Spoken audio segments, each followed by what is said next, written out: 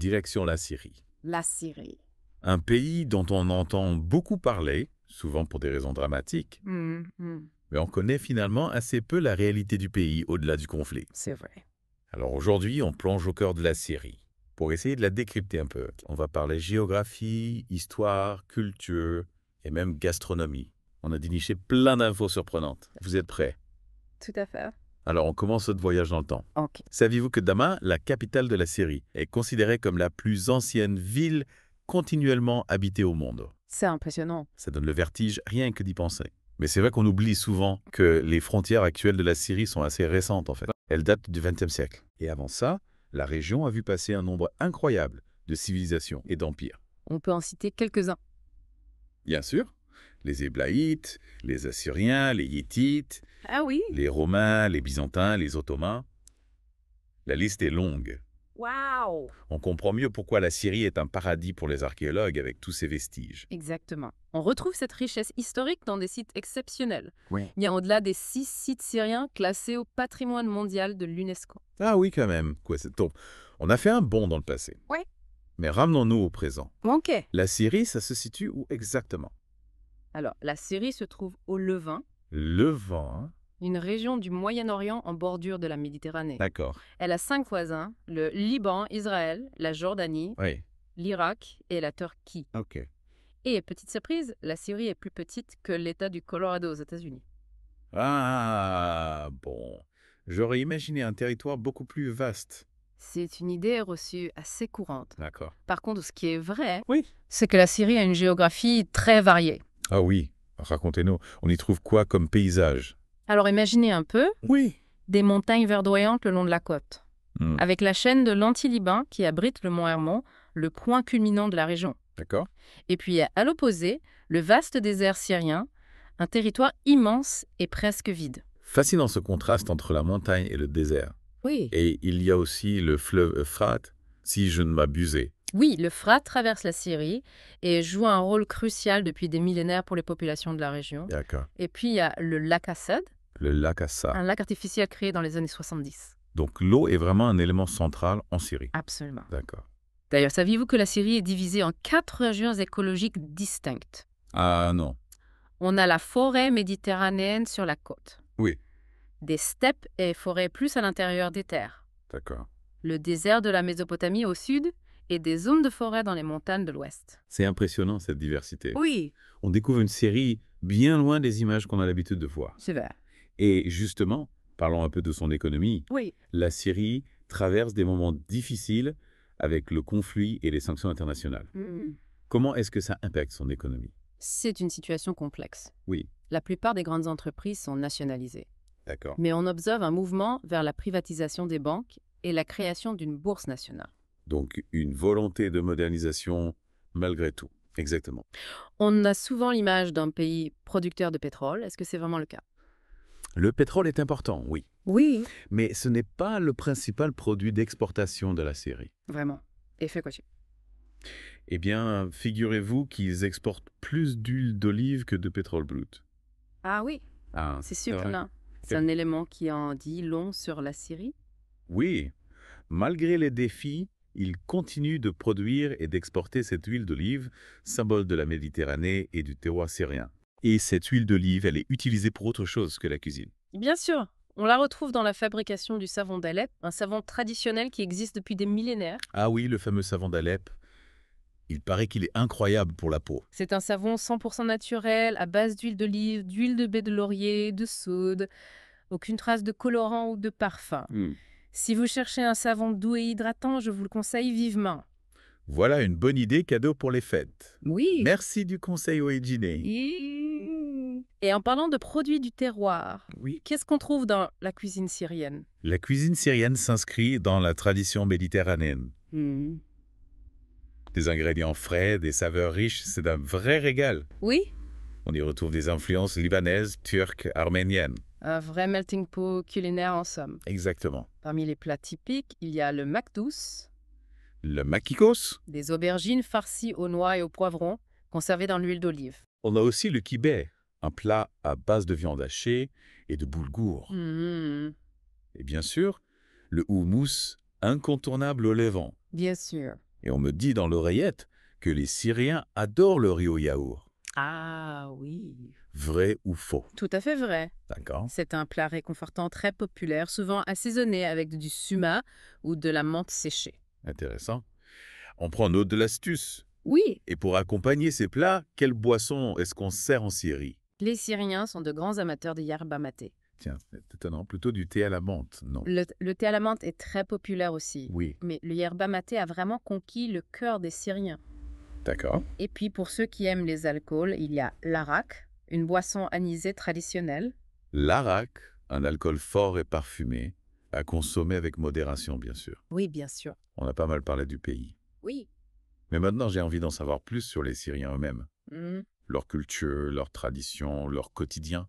On explore tout ça ensemble dans la suite de notre Deep Dive. Avec plaisir. Restez avec nous. À tout de suite, la Syrie, c'est un vrai carrefour de peuples et de cultures. Ah oui? Forgé par des millénaires de migration, d'échanges, on y trouve une mosaïque humaine incroyable. C'est fascinant, dites-nous, qui sont les Syriens aujourd'hui? Quelles sont les différentes ethnies qu'on y trouve? Alors, la majorité de la population est arabe, environ 64%, D'accord. et parmi eux, il est lévantin. Les Levantins. Un groupe ethnique spécifique à cette région du Proche-Orient. On pense qu'ils pourraient être les descendants des anciens Cananéens. Des descendants des Cananéens. Incroyable. On en apprend tous les jours. Et au niveau religieux, est-ce qu'il y a aussi une grande diversité? Absolument. Les musulmans, sunnites et chiites, représentent la majorité. Oui. Mais on trouve également de nombreux autres groupes, les alaouites, les druzes, les chrétiens, avec des églises parmi les plus anciennes au monde, et les Lachidis. Waouh! Un vrai kaléidoscope religieux. Et la constitution syrienne, elle en dit quoi sur la liberté de culte? Elle garantit la liberté de culte. D'accord. Mais elle stipule aussi que le président doit être musulman. Intéressant. Et pour la langue, c'est l'arabe qu'on parle partout. Oui, l'arabe est la langue officielle. Oui. Mais attention, on parle ici d'un arabe avec un accent levantin, Ah oui. qui diffère un peu de l'arabe standard. C'est vrai, j'avais oublié cette particularité. Ouais. Et en parlant de langue, il paraît qu'on peut encore entendre l'araméen parler en Syrie, la langue de Jésus. C'est vrai. Tout à fait. Dans le village de Maloula. Maloula. Perché dans les montagnes, l'araméen est encore utilisé aujourd'hui. C'est un témoignage vivant de la richesse historique et linguistique de la Syrie. On a vraiment l'impression de remonter le temps avec cette histoire. Et en parlant de tradition, parlons un peu de la culture syrienne. Qu'est-ce qui la caractérise? C'est un mélange subtil d'influences levantines et arabes, avec des spécificités propres à chaque groupe ethnique et religieux. Et du coup, quelles sont les traditions les plus marquantes? Par exemple, la maison traditionnelle, Oui. la Bafra House, Bafra House. est construite autour d'un patio avec une fontaine. D'accord. C'est un lieu de vie central pour la famille où on se retrouve, on partage les repas, on discute. J'imagine la scène, ça doit être très convivial. Bon, et au niveau vestimentaire, y a-t-il des tenues traditionnelles? Oui, bien sûr. Les hommes portent parfois la sherwa, Shewa. une longue tunique, ou le tarbouche, ce fameux chapeau rouge en feutre. Ah oui. Les femmes, quant à elles, portent souvent le kaftan, une robe ample et élégante. On sent bien l'influence orientale dans ces vêtements. Et l'artisanat syrien, il est réputé pour quoi? La Syrie est reconnue pour son savoir-faire ancestral, notamment dans le travail du bois, du textile et de la mosaïque. Oui. Le dama, un tissu de soie raffiné, est une spécialité syrienne. C'est vrai que j'avais entendu parler du dama, un tissu magnifique. Et j'ai lu quelque part que la crème glacée aurait été inventée en Syrie. Info ou intoxé? Info même. Ah, Il semble bien que les Syriens aient été les premiers à mélanger la glace pilée avec du lait et du sucre pour créer ce dessert rafraîchissant. incroyable. On leur doit beaucoup. Et la scène artistique syrienne, elle est comment? La Syrie a une riche histoire littéraire et artistique, avec de nombreux écrivains, poètes et musiciens reconnus dans le monde arabe. Oui. Malheureusement, la liberté d'expression est limitée et les médias sont contrôlés par l'État. C'est un aspect important à prendre en compte. Et côté festivités, qu'est-ce qu'on trouve en Syrie? Il y a une multitude de festivals et de célébrations qui rythment la vie des Syriens tout au long de l'année. Il y a des festivals nationaux, comme le Festival des Fleurs à Damas, Ah oui? et des fêtes religieuses propres à chaque communauté, comme le Nouvel An assyrien ou la fête de Chandrak chez les Yazidis. Un véritable kaléidoscope de couleurs et de traditions. Et la musique syrienne, elle a des particularités. La musique syrienne est riche et variée, avec des influences arabes, turques et persanes. Saviez-vous que les premières notes de musique au monde ont été découvertes sur des tablettes d'argile en Syrie? Non. Incroyable. La musique syrienne a donc des racines millénaires d'Es. Absolument, Goethe. Et elle est toujours bien vivante aujourd'hui. On trouve des styles musicaux uniques à la Syrie, comme le koudoud halabiya et le mouacha, originaire d'Alep. On imagine des mélodies envoûtantes et des rythmes entraînants, qui sont les instruments traditionnels utilisés en Syrie. Il y a le kanou, Canon. une sorte de cithare trapézoïdale, et le ney, une flûte en roseau utilisée depuis plus de 5000 ans. Des instruments chargés d'histoire. Et en parlant de tradition, y a-t-il des danses typiques cadres? Bien sûr, la dabke est une danse folklorique très populaire en Syrie et au Liban. C'est une danse collective, joyeuse et énergique qu'on danse en cercle ou en ligne. Il y a aussi la danse des derviches tourneurs, pratiquée par les soufis, une danse spirituelle hypnotique. On ressent l'énergie et la spiritualité qui se dégagent de ces danses. Et la scène musicale contemporaine est-elle active? Oui, il y a de nombreux chanteurs et musiciens syriens talentueux qui rencontrent un grand succès dans le monde arabe. On peut citer Sabah Fakhri, surnommé le Pavarotti arabe, qui a popularisé la musique traditionnelle syrienne. Un artiste à découvrir absolument à Akka. Et on me souffle également qu'il existe une scène metal underground en Syrie. C'est vrai. Malgré les restrictions imposées par le gouvernement, des groupes de métal syriens se produisent dans la clandestinité. C'est un mouvement marginal, mais qui témoigne de la créativité et de la soif de liberté de la jeunesse syrienne. C'est fascinant de voir cette énergie artistique qui persiste malgré les difficultés. On a vraiment l'impression que la Syrie est un pays aux multiples facettes, qui ne se laisse pas enfermer dans les clichés. Tout à fait. La Syrie est un pays complexe, marqué par son histoire et ses conflits, mais qui possède une richesse culturelle et humaine exceptionnelle. On a hâte d'en apprendre encore plus. Dans la prochaine partie, on va se pencher sur les relations de la Syrie avec le reste du monde. Restez avec nous. Alors, on a exploré l'histoire, la géographie, la culture de la Syrie. Oui. Place maintenant à la géopolitique. On va essayer de comprendre la place de la Syrie dans le monde et ses relations avec les autres pays. C'est un sujet passionnant mais complexe, Oui, parce que les alliances de la Syrie varient souvent en fonction de qui on interroge. bah oui. Le gouvernement, les citoyens, les différentes communautés. Je comprends, les perspectives peuvent être très différentes. Exactement. Prenons l'exemple de la Ligue arabe. Oui. La Syrie en était membre, Oui, mais elle a été suspendue en 2011 au début de la guerre civile. c'est un signe fort d'isolement diplomatique. Oui. Mais la Syrie a quand même des alliés. Bon, ça. Oui, bien sûr. On peut citer le Brésil et le Venezuela en Amérique du Sud. Le Brésil a été le premier pays à offrir des visas humanitaires aux réfugiés syriens pendant la guerre. Un geste de solidarité important. Et le Venezuela? Le Venezuela a toujours soutenu le gouvernement syrien sur le plan politique. D'accord. Il existe aussi une importante diaspora syrienne au Venezuela. Et l'ancien vice-président Tarek El Aissami est d'origine syrienne. Des liens historiques et politiques forts, donc. Et plus près de la Syrie, on pense évidemment à la Russie et à l'Iran. Effectivement, ce sont les alliés les plus puissants du gouvernement syrien. D'accord. La Russie a une base navale à Tartou. Oui. Et elle a apporté un soutien militaire crucial au régime de Bachar el-Assad pendant la guerre. Un soutien qui a permis au régime de se maintenir. Oui. Et l'Iran en est fond. L'Iran partage avec la Syrie une hostilité commune envers Israël et les États-Unis. Ils ont combattu ensemble contre l'Irak de Saddam Hussein. Oui.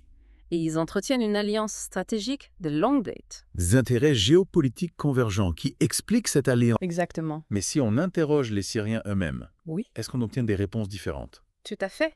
Pour beaucoup de Syriens, l'Algérie est un allié précieux. Ah oui. L'Algérie a joué un rôle de médiateur dans plusieurs conflits régionaux et a accueilli de nombreux réfugiés syriens.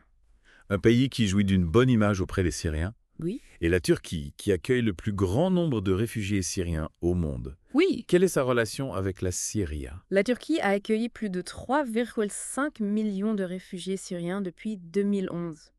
C'est énorme.